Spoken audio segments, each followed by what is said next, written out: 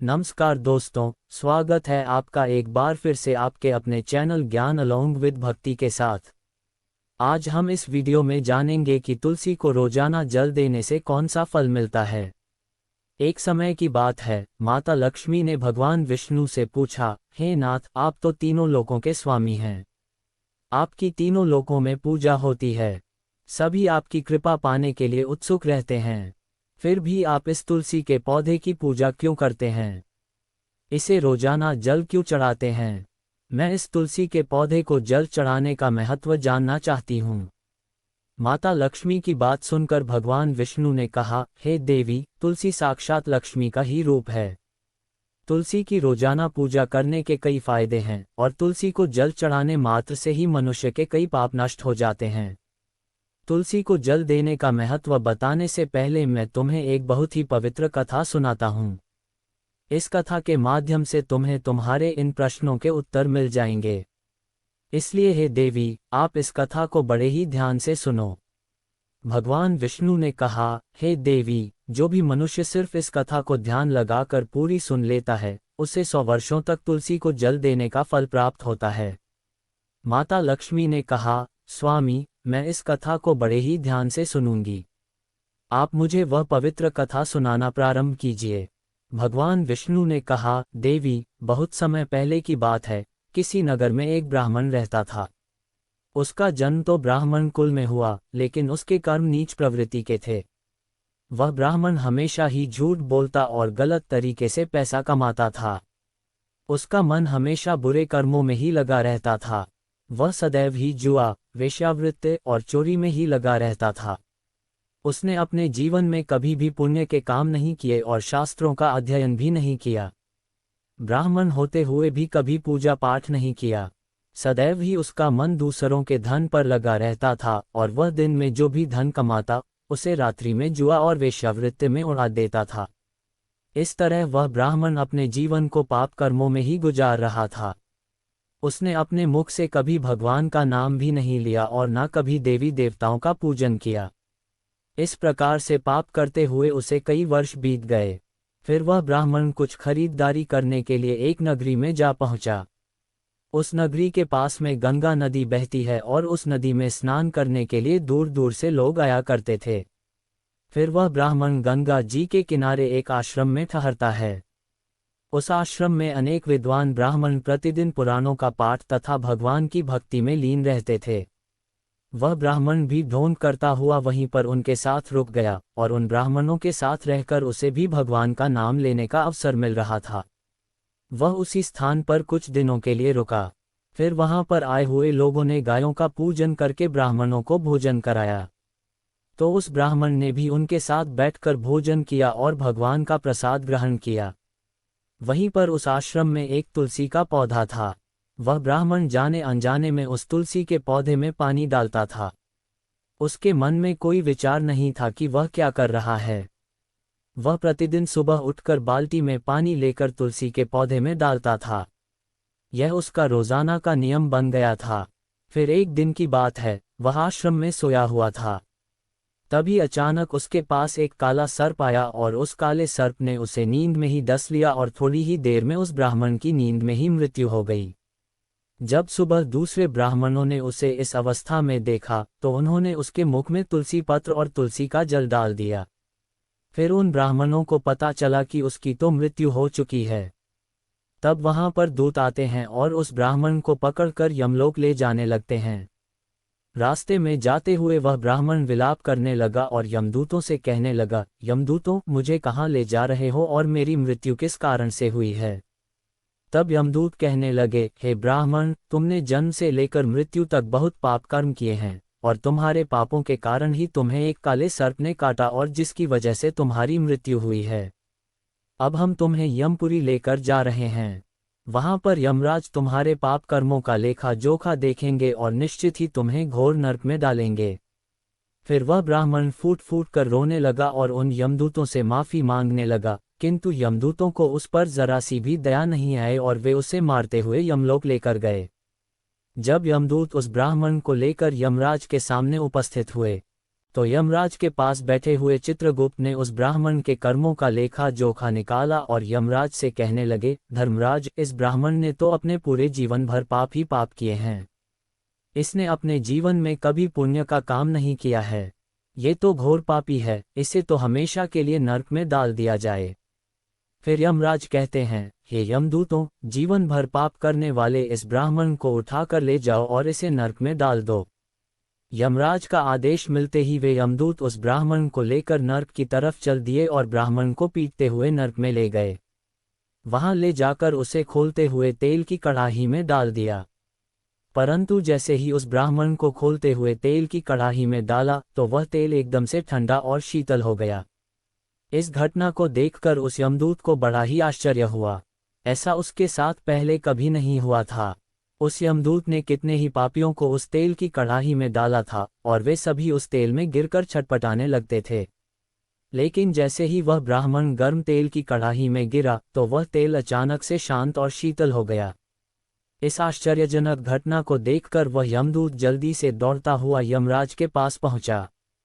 यमदूत को देखकर यमराज ने कहा, हे यमदूत, क्या बात है? तुम इतने घबराए हुए क्यों लग रहे हो? फिर वह यमदूत कहता है, हे धर्मराज, आपने जिस ब्राह्मण को नरक में डालने के लिए कहा था, मैंने जैसे ही उसे खोलते हुए तेल की कड़ाही में डाला तो उस भट्टी की अग्नि बुझ गई और वह खोलता हुआ तेल भी बिल्कुल ठंडा हो गया। फिर यमराज कहते हैं, हे यमदूत, ये तो बड़ी ही विचित्र घटना है। ऐसा तो पहले कभी नहीं हुआ था। यमराज विचार कर ही रहे थे कि तभी वहां पर नारद मुनि प्रकट होते हैं। नारद मुनि को देखकर यमराज अत्यंत प्रसन्न होते हैं और उन्हें प्रणाम करते हैं। यमराज नारद मुनि का स्वागत करते हैं और कहते हैं, मुनिवर, आप उचित समय पर आए हैं। हमने आज ही एक पापी ब्राह्मण को नरक में गिराया है, किंतु उसके गिरते ही नरक की अग्नि ठंडी पड़ गई और खोलता हुआ तेल भी शीतल हो गया। तब नारद मुनि ने यमराज से कहा, हे धर्मराज, आपने जिस ब्राह्मण को नरक में डाला है वह नरक में डालने योग्य नहीं है, क्योंकि उस ब्राह्मण द्वारा अनजाने में ही ऐसा कर्म हुआ है जो नरक का नाश करने वाला है। जो मनुष्य पुण्य कर्म करने वाले लोगों की संगति करता है उसे उनके पुण्य का भाग जरूर मिलता है।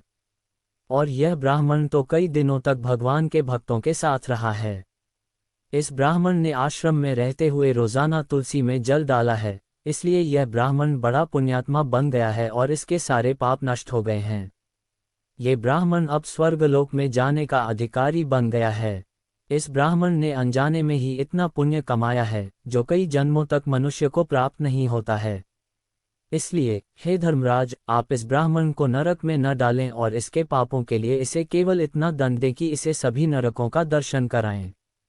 नारद मुनि की बात सुनकर यमराज बहुत खुश होते हैं और उस ब्राह्मण को नरक से निकाल कर लाते हैं और अपने यमदूतों से कहते हैं, हे यमदूतों, इस ब्राह्मण को ले जाओ और संपूर्ण नरकों का दर्शन कराओ।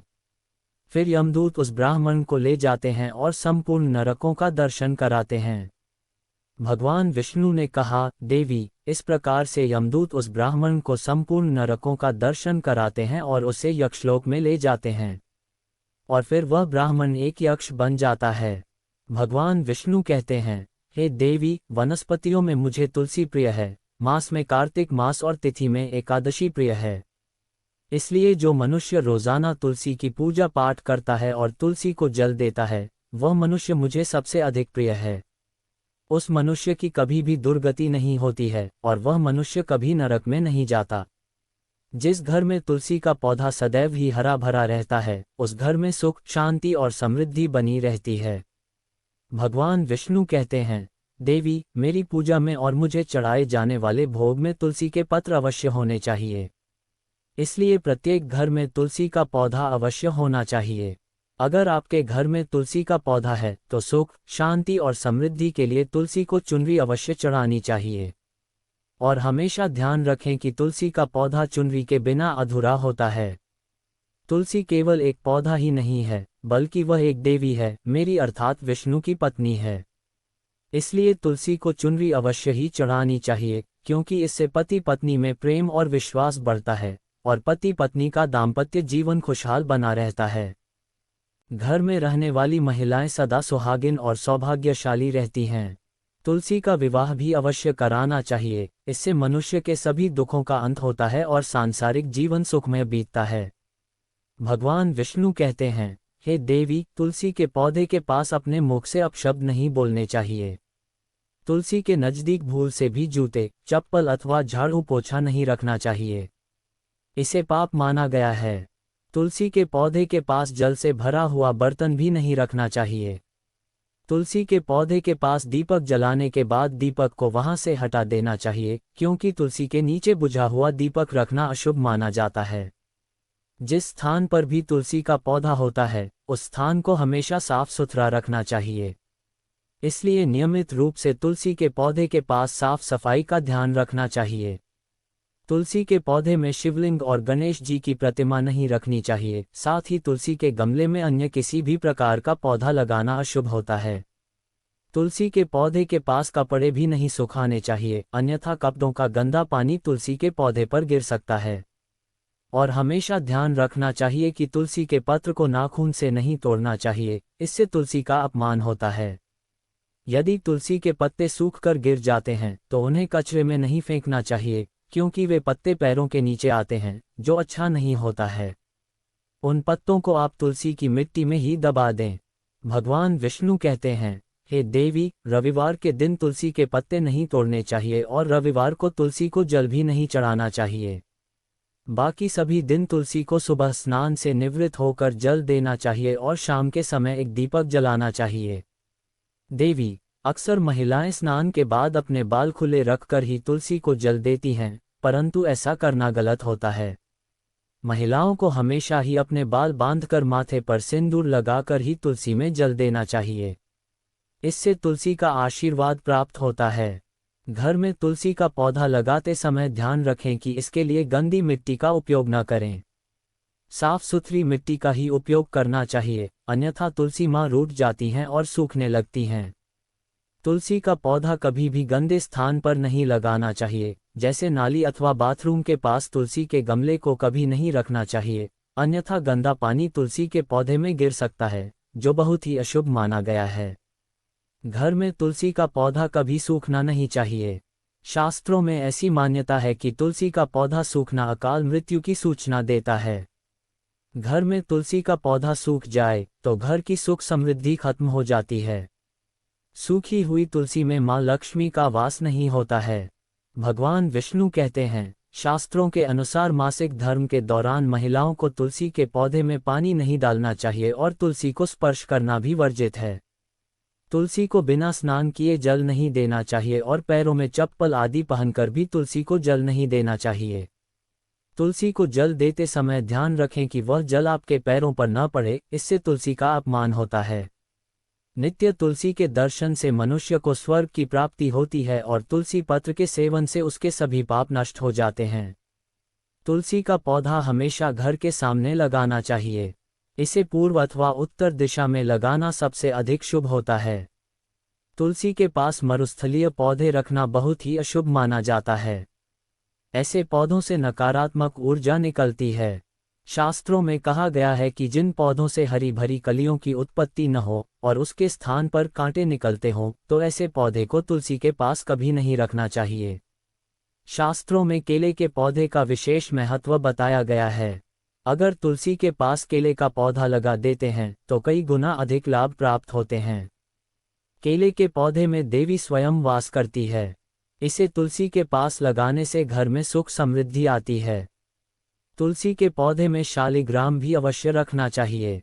तुलसी के गमले में शालिग्राम रखने से तुलसी का और भी अधिक शुभ प्रभाव आपको देखने को मिलेगा। शालिग्राम मेरा ही रूप है। ये काले रंग का पत्थर होता है, जिसे विलक्षण और मूल्यवान माना गया है।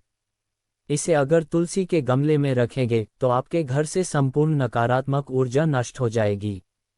घर में केवल एक ही शालिग्राम की पूजा करनी चाहिए। भगवान विष्णु कहते हैं, देवी, मेरी मूर्ति से कई गुना ज्यादा उत्तम होता है शालिग्राम की पूजा करना। शालिग्राम को चंदन लगाकर उस पर एक तुलसी पत्र रखना चाहिए। प्रतिदिन शालिग्राम को पंचामृत से स्नान कराना चाहिए। ऐसा करने से मनुष्य के सभी जन्मों के पाप नष्ट होते हैं। शालिग्राम सकारात्मकता और सात्विकता का प्रतीक होता है।